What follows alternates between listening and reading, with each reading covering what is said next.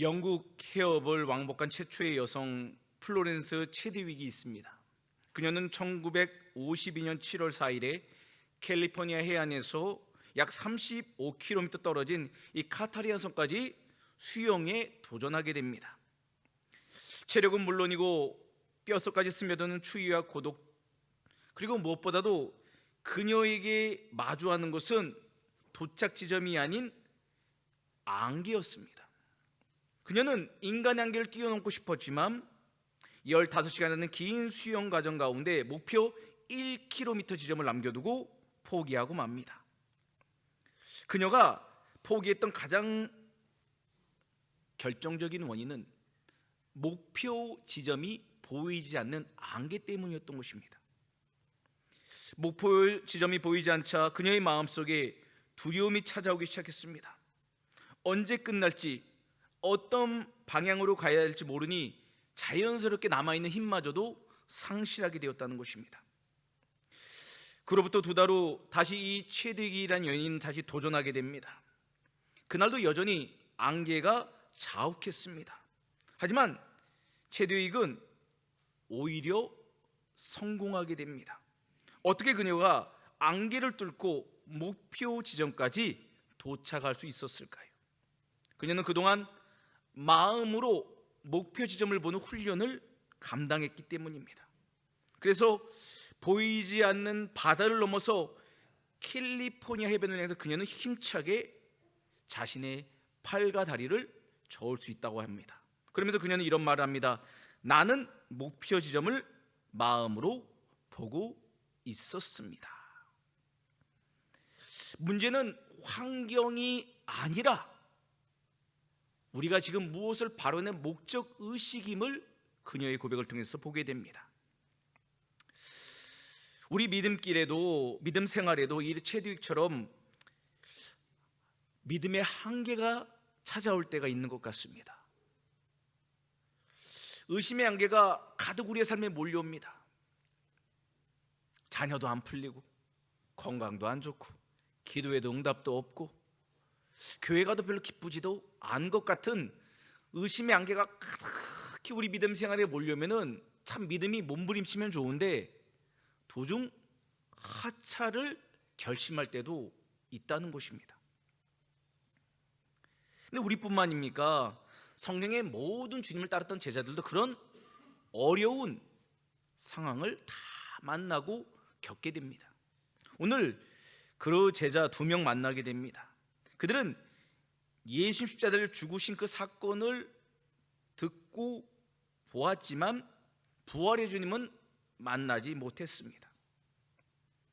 자신들이 그동안 주님을 따랐던 모든 기대가 물거품이 되자 그들은 슬픔과 절망에 빠져 자신들이 머물던 예루살렘을 떠나 엠마오로 내려가게 됩니다. 엠마오는 지리적으로 예루살렘에서부터 한 12km 정도 되는 거리의 내리막길에 있는 마을입니다. 하지만 여기서 우리가 보아야 될 것은 엠마오라는 단순한 마을 지명이 아닙니다. 그 의미입니다. 엠마오는 어떤 곳인가? 바로 낙심한 인생이 선택한 방향을 엠마오라 말할 수 있다는 겁니다. 사명을 잃어버린 실패한 제자가 걸어가는 길이 바로 엠마오를 뜻하는 것입니다.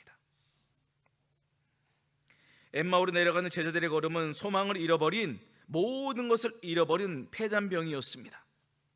그래서 엠마오의 길은 믿음을 포기한 사람이 걷는 길이라고 말할 수 있습니다. 그렇다면 엠마오로 내려간 2 제자는 왜 슬픔에, 왜 절망에 빠져 그 길을 걷고 있었습니까? 바로 부활의 주님을 만나지 못했기 때문입니다. 부활의 주님의 말씀을 들었지만 믿지 못했기 때문입니다. 산 소망 되신 주님을 만나지 못할 때, 그 말씀을 믿지 못할 때 우리 인생에 찾아오는 것이 무엇입니까? 우리 신앙생활에 찾아오는 것이 무엇입니까? 바로 의심의 안개와 같은 내리막길 인생, 엠마오로 내려가는 인간적인 삶을 선택하게 된다는 것입니다. 하지만 오늘 본문은 놀랍게도 그런 엠마오로 내려가는 2 제자를 부활의 주님이 찾아오십니다. 그들을 만나주시고 말씀을 깨우쳐 주십니다. 그리고 그들은 더 이상 엠마오의 길을 걷지 않고 다시 사명의 길은 예루살렘으로 돌아가는 것이 오늘 본문의 이야기입니다. 오늘 엠마오 인생길이 어떻게 변화되었는지를 함께 그 은혜를 말씀을 통해서 생각해 보고자 합니다. 우리 30절과 31절 말씀을 우리 한 절씩 교독하겠습니다. 그들과 함께 음식 잡수실 때 떡을 가지사 축사하시고 떼어 그들에게 주시니 그들의 눈이 밝아져 그인 줄 알아보더니 예수는 그들에게 보이지 아니하시는지라. 아멘. 자, 우리가 오늘 본문의 말씀을 통해 생각해 볼 수 있는 엠마오의 길을 걷고 있는 우리들이 주님을 만나게 될 때 어떤 변화가 일어날까요? 바로 우리 영안이 열려지는 은혜를 얻게 됩니다. 영안이 열려집니다.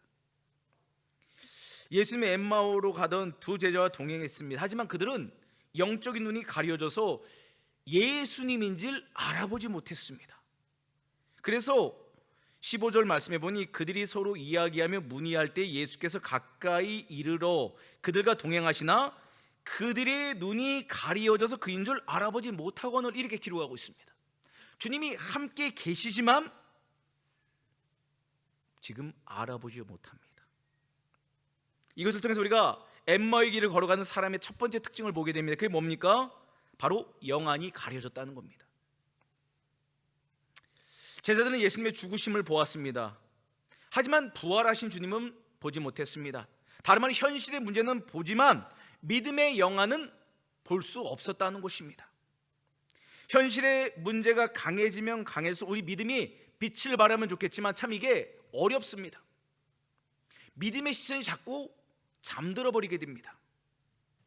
그래서 영안이 가리졌기에 살아계신 주님이 곁에 있었지만 그들은 볼 수 없었던 것입니다. 왜냐하면 현실의 문제, 죽음은 절대 깨뜨릴 수 없다라는 고정관념이 그들을 묶어버렸기 때문입니다.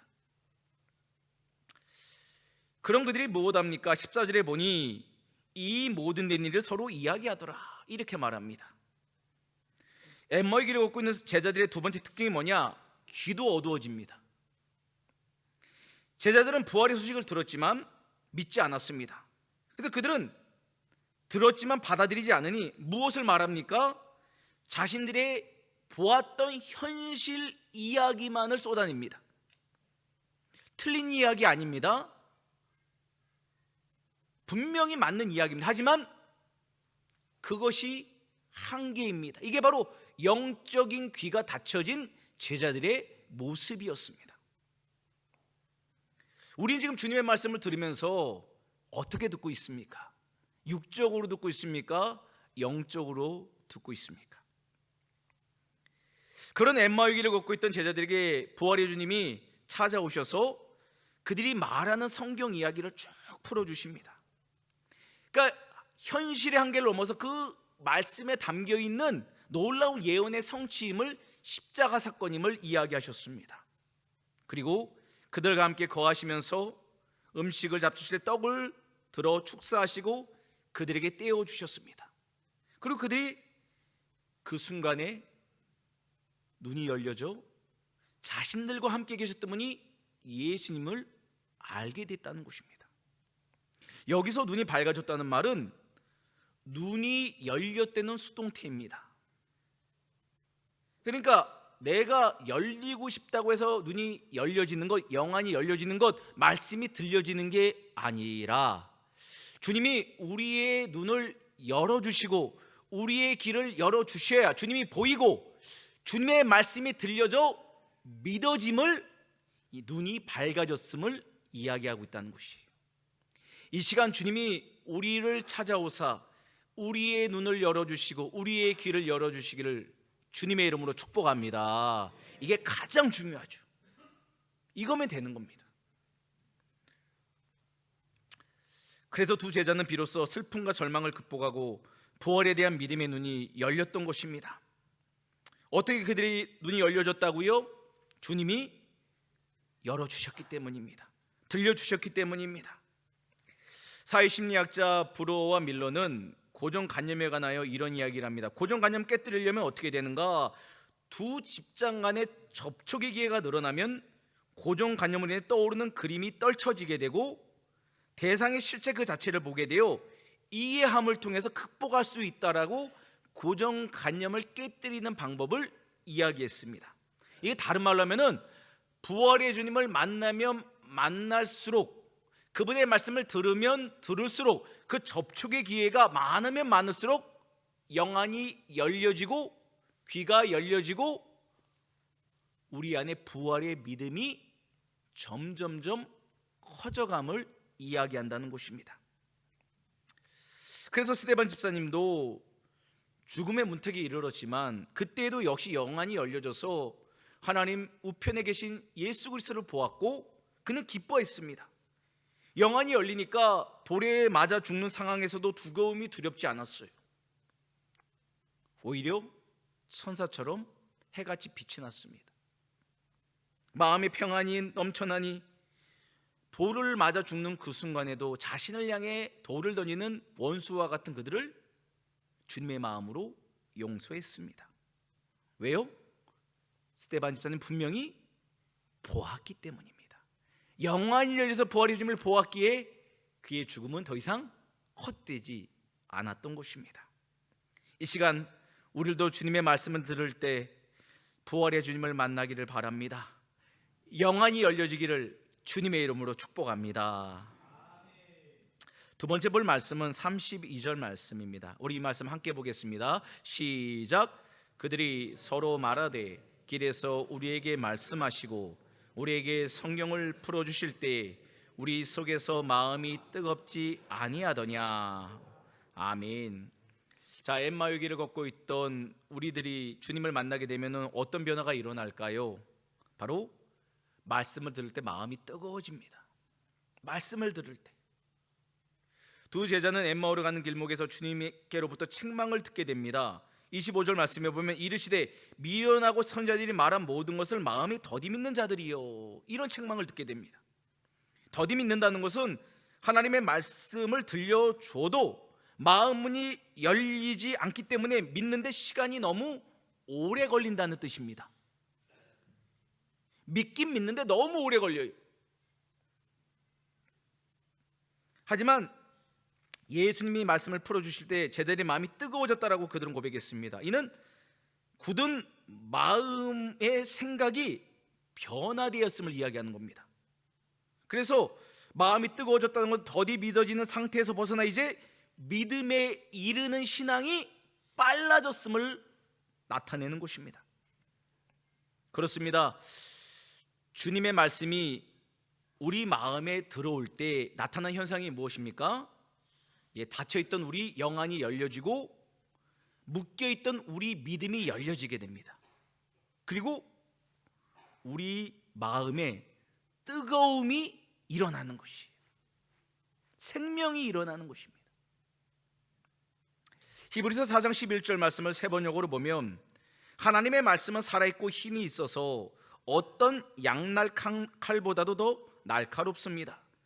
그래서 사람 속을 꿰뚫어 혼과 영을 갈라내고 관절과 골수를 갈라놓기까지 하며 마음에 품은 생각과 의도를 밝혀냅니다 라고 말씀하십니다. 하나님의 말씀은 살아있습니다. 죽은 말씀이 아닙니다. 살아있기에 지금 우리를 영적 수술을 할 수 있다는 거예요. 살아있는 의사가 환자를 수술하듯이 하나님의 말씀은 살아있기에 이 시간 우리의 죽어있는 심령을 치료하실 수 있다는 것입니다. 이 시간 우리 마음에는 숨기고 싶은 정죄의식도 있을 것입니다. 부끄러운 과거도 있을 것입니다. 하지만 주님은 다 보고 계십니다. 다 알고 계십니다. 그리고 그 인생의 짐을 주님께 맡기고 십자가의 은혜로 자유케 되기를 기다리고 계십니다. 이 시간 우리 마음의 문을 열기를 바랍니다. 그리고 주님을 우리 심령 가운데 영접하기를 간절히 소망합니다. 그때 일어나는 게 뭡니까? 뜨거움입니다. 뜨거움. 주님이 우리 안에 계시면 차가운 우리의 심령이 뜨거워집니다. 예레미야 23장 29절 말씀 우리 함께 봅니다. 시작.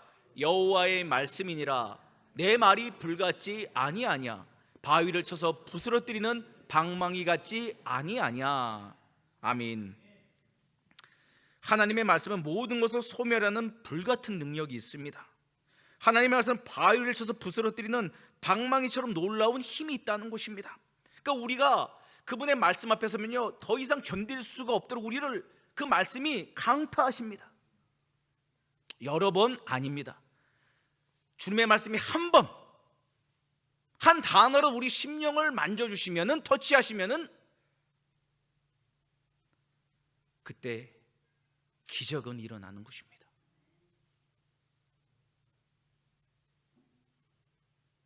그게 바로 예수님을 만난 사람들 놀라운 변화입니다. 너무 많은 것 구하지 마십시오. 주님, 이 시간 제 심령을 주님의 피 부는 손으로 한 번만 만져주십시오. 저는 죽을 수밖에 없는 죄인입니다. 이 죄인을 불쌍히 여겨달라고 주님을 향해서 갈망하는 기도를 드리는 우리들이 되기를 바랍니다. 예수를 나의 구주 삼고 성령과 피로써 거듭나니, 이거 왜 고백할 수 있는 겁니까? 뜨거워졌기 때문인 거예요. 뜨거워지니 이 찬양이 믿어지니 이 찬양 부르면서 눈물이 나고 감사가 나고 기쁨이 나는 거예요. 눈물은 흐르는데 왜 기쁩니까? 왜 눈물이 나는데 소망이 일어납니까? 바로 당신이 영적으로 거듭났기 때문입니다. 할렐루야. 우리 가운데 육의 눈물을 넘어서 영의 피모듬이, 거룩한 예수의 흔적이 다시 회복되기를 주님의 이름으로 축복합니다. 자, 세 번째 볼 말씀은 33절 말씀입니다. 우리 함께 보겠습니다. 시작. 곧 그때로 일어나 예루살렘에 돌아가 보니 11 제자 및 그들과 함께한 자들이 모여 있어. 아멘. 자, 엠마오의 길을 걷던 우리 인생이 주님을 만나게 될 때 일어나는 세 번째 변화가 무엇일까? 바로 인생의 방향이 전환된다는 것입니다. 33절 말씀에 보면 그때 이렇게 표현합니다. 곧 그때로 일어나. 이때는 어두운 한밤중입니다. 엠마오에 도착했을 때 이미 너무 늦어서 예수님과 더 함께 가실 수 없음을 알고 그들은 유숙하고자 간청하던 그때입니다. 그런데 제자들이 주님의 말씀을 듣게 되어 마음이 뜨거워지자 그 밤에 엠마오에 유숙하는 그곳에 더 이상 머물 수가 없었습니다. 그들은 현실에 더 이상 안주할 수 없었다는 겁니다. 현실에 우리에게 위로를 주고 평안을 주고 우리에게 기쁨을 주는 그곳에 더 이상 있을 수 없었던 것입니다. 왜요? 부활의 주님을 만났기 때문입니다.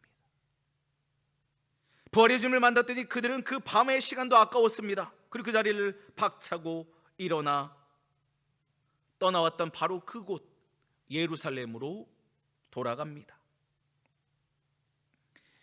예루살렘이 어떤 곳입니까? 사명을 감당하던 곳입니다. 엠마오는 어떤 곳입니까? 사명을 잃어버린 자들이 가는 곳이었습니다. 하지만 부활의 주님을 만난 그들이 다시 예루살렘으로 돌아갔다는 것, 그들이 사명이 회복되었음을 말해주고 있습니다. 그들의 인생이 다시 제자로서 전환되었다는 것입니다. 그렇습니다. 부활의 주님을 만날 때 인생은 분명히 바뀌게 되어 있습니다. 어디로 갈지 몰라 방황한 인생이 주님을 만나면 분명한 부활의 신앙으로 무장돼서 주님을 전하는 증인의 삶, 제자의 삶으로 살아가게 된다는 것입니다. 신앙생활은 그래서 단순한 위로받고 잠시 기쁨을 누리는 그런 생활이 아닙니다. 신앙생활은 주님을 따르는 생활입니다. 신앙생활은 사명을 이루는 열매를 이루어가는 생활인 것입니다. 이것이 바로 부활을 믿는 믿음의 백성들이 걸어가야 될 길입니다. 사랑하는 여러분, 우리는 지금 어디에 서 있습니까? 엠마오 도상입니까? 아니면은 예루살렘입니까? 또한 우리가 서 있어야 될 그곳은 가정입니까? 교회입니까? 회사입니까? 어디입니까? 주님은 다시 우리를 그 사명의 자리로 부르고 계십니다. 우리가 있어야 될 곳, 말씀을 전해야 될 곳, 섬겨야 될 곳, 사랑해야 될 곳, 치유해야 될 곳, 주님으로 인하여서 살아야 될 그곳으로 우리를 부르고 계십니다. 레나 마리아라는 세계적인 유명한 스웨덴 출신의 가스펠 싱어가 있습니다. 그녀는 날 때부터 팔이 없었습니다. 왼쪽 다리도 한 30세 정도여서 오른쪽 다리만 정상인 중증 장애인으로 태어납니다. 어느 날이 레나가 학교에서 돌아왔더니 시무룩한 표정으로 어머니에게 이렇게 말합니다. 엄마, 나는 왜 친구가 없어요? 이때 어머니가 이 레나를 무릎에 안고 이런 이야기를 들려줍니다. 레나에게는 널 지켜주는 친구가 있단다. 바로 부활하신 예수님이야. 그 말을 듣고 있더니 어린 레나는 그때 일어나서 이런 이야기를 고백합니다. 누군가 나에게 예수가 부활하셨고 지금 살아계시는 것을 대라면 나는 나의 약한 육신과 날마다 주님을 찬양하는 나의 입술을 보여줄 거예요 라고 하나님께 화답하게 됩니다. 그리고 그녀는 그 고백대로 주님의 부활을 노래하는 복음성가 가수가 되었습니다. 그래서 하나님께 영광을 돌리게 됩니다. 어떻게 중증 장애인인 레나가 이런 삶을 살 수 있었을까?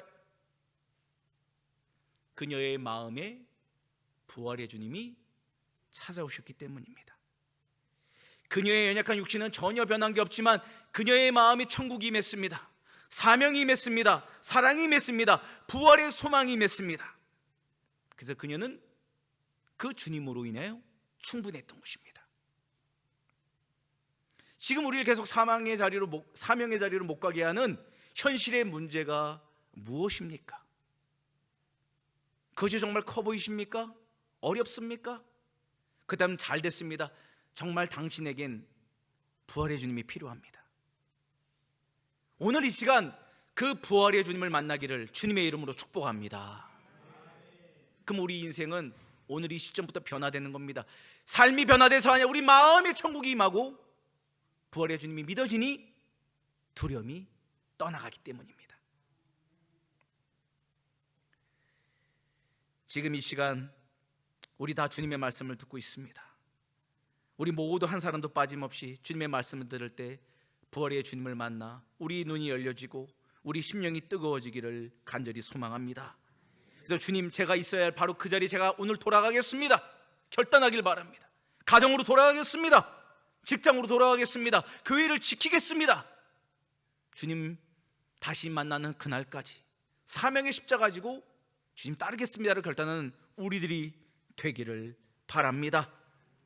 우리 모두 엠마오로 더 이상 내려가는 인생이 아닌 다시 제자의 길, 사명을 감당하는 부활의 증인의 길을 걷기를 주님의 이름으로 축원합니다.